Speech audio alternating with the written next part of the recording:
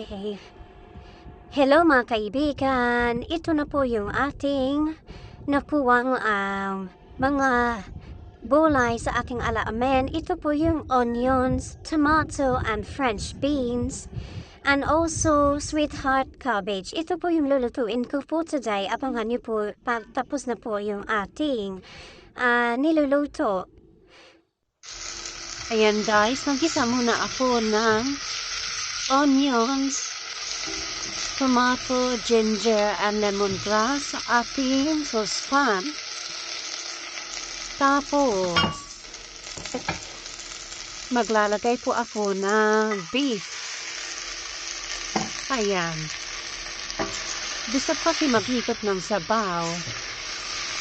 Ayan, saglit lang po ito. Pinalambot ko na po yung beef ribs. Uy, buto-buto. Tapos tinanggal ko na lang po yung buto. And then, laman na lang po ang nilagay ko dyan. So, ayan. Yung ating ulam for today. And then, maglalagay din po ako ng hot water. Lagay po ako ng chicken cubes. Wala po tayong garlic. So, I'm gonna use garlic powder na lang. Konti na. Ayan. Tapos, gisa-gisayin lang natin.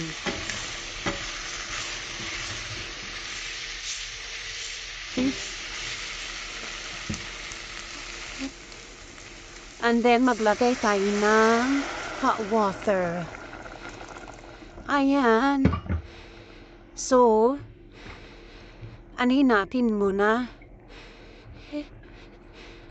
Ayan. Tapos, takpan lang natin. Kasi, the beef is already tender. So, takpan lang natin. Madali lang po ito lutuin. And then, leave it to simmer for 2 to 3 minutes. And then, we put our French beans and also sweet corn and cabbage. Maglalagay na po tayo ng sweet corn.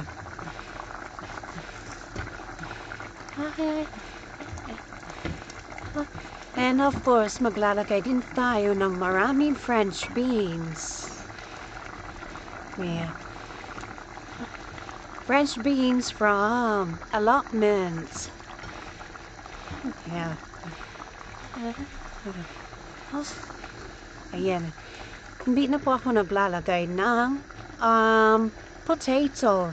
Tinamad na po maglagay ng potato para sa ating nilaga. Abunan muna natin. Ayan. Ayan guys, okay na po yung ating niluluto. Maglalagay na po tayo ng cabbage na galing sa allotment. Inubos mo na po guys. Bawat dahon po ng ating cabbage. Chinek ko dahil po ay may mga slug at saka uod, pero they're all clean na. So, nalinisan ko na po, natanggal na lahat yung mga dumi ng ating cabbage. So, ayan na po guys. Very soon, ready na po yung ating ulam for today. Ito na po yung ating ulam po today guys. Maglalagay na lang po ako na sabaw. Ayan. Cabbage and also French beans, tomato, and onion from our allotment. So, ayan lang po masishare ko guys sa atin. Napakinabangan din natin yung ating mga tanim sa allotment. Pag may tinanim, may anihin, may kakainin po tayo. They're all organic po guys. Wala po itong halong mga chemical na nilagay natin sa ating mga gulay doon sa allotment. So, kung nagustuhan niyo po yung aking video for today, huwag kalimot po mag-like, mag-share, mag-comment, and also mag-subscribe at huwag kalimutan din mag-hit ng notification bell para ma-updated po kayo sa ating mga bagong videos na upload dito sa aking channel. Thank you for watching guys. Thank you sa lahat na mga team bakbakan, team wakwak, and more new friends. Subscribe po sa ating channel. And also, mega shoutout po sa mga